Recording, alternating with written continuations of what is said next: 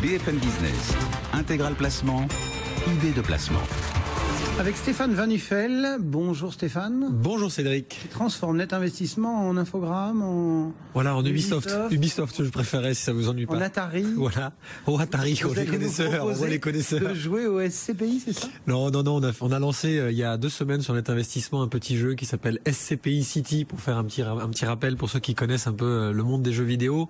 C'est simplement de s'amuser en parlant de SCPI qui est un secteur dont on parle beaucoup et dont on n'arrête pas de parler. Donc à un moment donné, on ne sait plus trop comment expliquer de façon ludique et pédagogique à un investisseur ce qu'est une SCPI, comment elle fonctionne. Donc avec 3 tableaux très simples, on leur montre où trouver de l'argent, comment acheter les bons biens immobiliers et comment trouver le bon locataire derrière, ce qui explique finalement à un néophyte total avec vraiment un jeu d'arcade extrêmement simplifié comment fonctionne une SCPI, parce que c'est important dans ces temps un peu troublés sur les fonds euros, etc., que les gens comprennent ce qu'ils font et ce qu'ils achètent. Voilà. Si on en revient plus concrètement, j'allais dire plus sérieusement, et puis je me suis dit que vous allez me taper sur les doigts, donc plus concrètement sur ce monde des SCPI, qu'est-ce qu'il en est aujourd'hui? On sait qu'il y a beaucoup d'argent, certains parlent de bulles, certains parlent de sources d'investissement qui va se tarir en termes de qualité. Comment vous le percevez, vous, justement, ce monde des SCPI?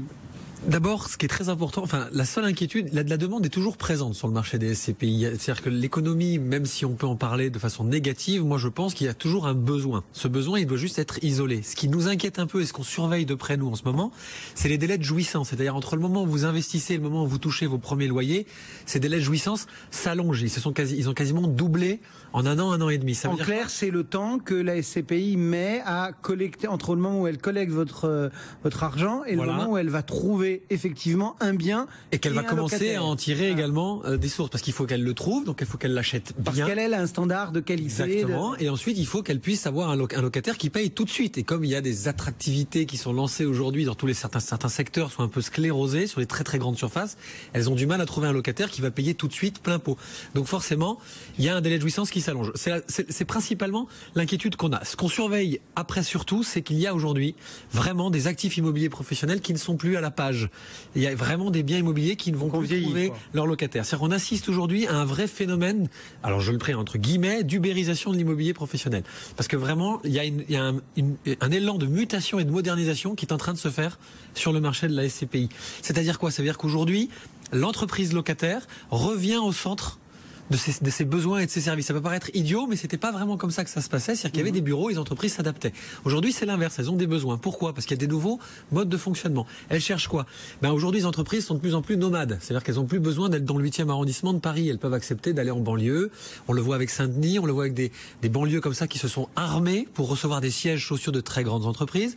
Elles ont besoin de ce qu'on appelle des smart buildings. Ça veut dire des entreprises intelligentes qui sont tournées vers tous les axes de développement durable, de connectivité, etc., etc.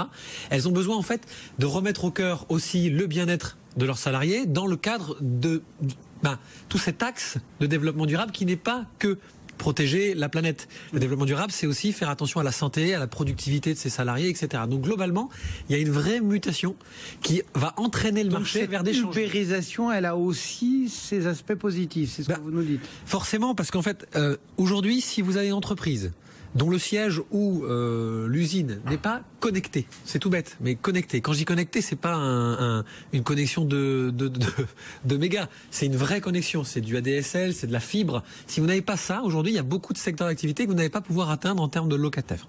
Si vous n'êtes pas connecté en termes de transport, ça va être beaucoup plus compliqué, parce qu'aujourd'hui, les jeunes sont habitués à avoir tout le temps comme ils veulent. Ils sont forcément en génération Y de l'internet, ils sont habitués à consommer vite. Faire 2 heures de transport pour aller en entreprise, c'est plus faisable. Donc aujourd'hui, je le dis clairement, c'est là que gagnent ces villes de première couronne, de banlieue, de province.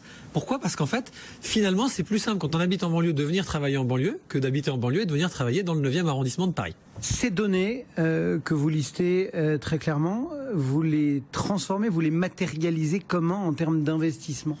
Nous d'abord, on a maintenant un cahier des charges qui est très précis. On ne sélectionne que des SCPI et quelle que soit leur taille et quel que soit leur âge, on sélectionne des SCPI qui sont armés pour cette mutation, qui sont prêtes à faire ce changement. Et surtout, on essaie de sélectionner de nouveaux acteurs beaucoup plus innovants. Alors, si vous me permettez, je vais en citer un qui s'appelle Keys, R-E-I-M, qui est en fait une entreprise qui aujourd'hui est un pure player de l'immobilier professionnel. C'est une entreprise qui a 5 ans, qui a été créée par 2 spécialistes de l'immobilier, qui donc arrivent avec une idée. Alors, quand je dis pure player, attention, c'est quand même 500 millions de collectes, quand même, tout de même, donc c'est pas rien. C'est 500 actifs, 110 000 mètres carrés de bureau, donc ça fait un joli pure player. Mais ce qui est intéressant, c'est qu'ils ont un triple savoir-faire. Ils savent faire ce qu'on appelle de la gestion foncière normale et pure, c'est-à-dire du 8e arrondissement. Super bureau, haut de gamme, super locataire, tous les services qu'il faut comme il faut. Ils savent faire aussi de la restructuration. C'est un métier d'avenir. Ça veut dire qu'ils vont prendre de vieux bureaux, justement, qui ne sont plus adaptés.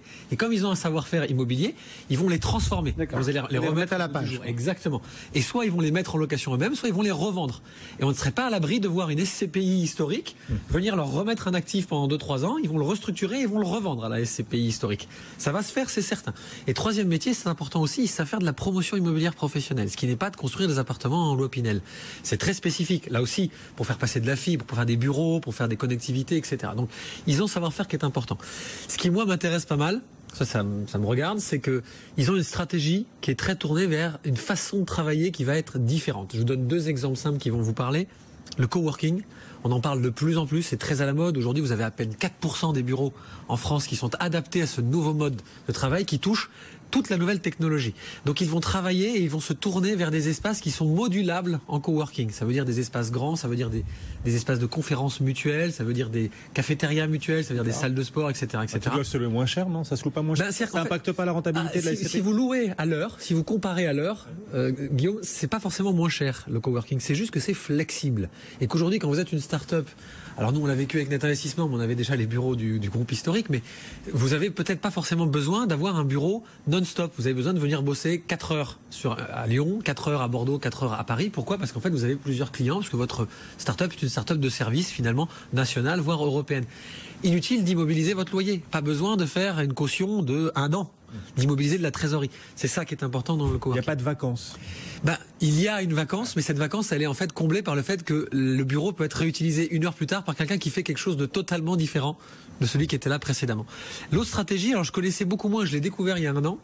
On sait qu'aujourd'hui, il y a le e-commerce est en plein développement. Et aujourd'hui, les grands pure players de l'e-commerce, donc Amazon, eBay, etc., on en parlait donc bientôt Facebook, vont avoir et ont déjà un problème sur le dernier kilomètre. Ça veut dire que ce qui leur coûte cher et ce qui est compliqué en logistique, c'est de faire livrer votre colis une fois qu'il est arrivé dans votre ville. Donc ça peut partir de l'autre bout du monde. Là, c'est hyper structuré. C'est des grosses machines, donc forcément, ils ont tranché dans les coûts. Mais dès que ça arrive jusqu'à votre bureau de tabac, en gros, ça devient compliqué.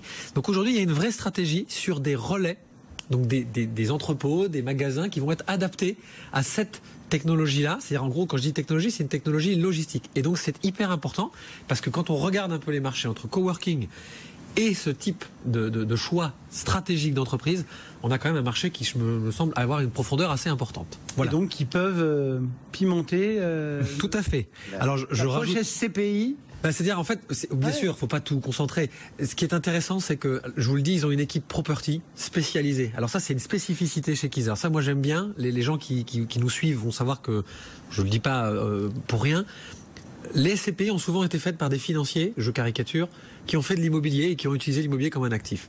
Là, on est sur des spécialistes de l'immobilier qui structurent de l'immobilier en produits financiers. Et donc, ils ont créé des produits comme par exemple Keys Rendement, qui est un produit qui va être un produit obligataire sous un sous-jacent immobilier. Donc, ils vont construire et acheter de l'immobilier, créer un produit de dette qui va donc être un produit de trésorerie. Et vous aurez la possibilité d'avoir un rendement plus ou moins important comme un compte à terme selon votre durée d'engagement.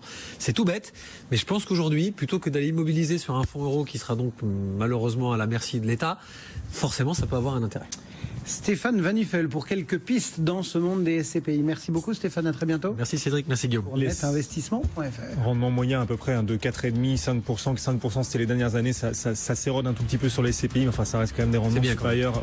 C'est fiscalisé quand même. Là on est oui, mais 4,5 c'est quand même bien, et puis ça peut se valoriser dans le temps, on sait jamais. C'est vrai. Voilà. Tout est possible. L'un de ces investissements, de ces placements qui continue de collecter de plus en plus, contrairement aux grandes stars du placement habituel. Le CAC 40 en ce moment gagne 0,9%, 4493 points à la Bourse de Paris.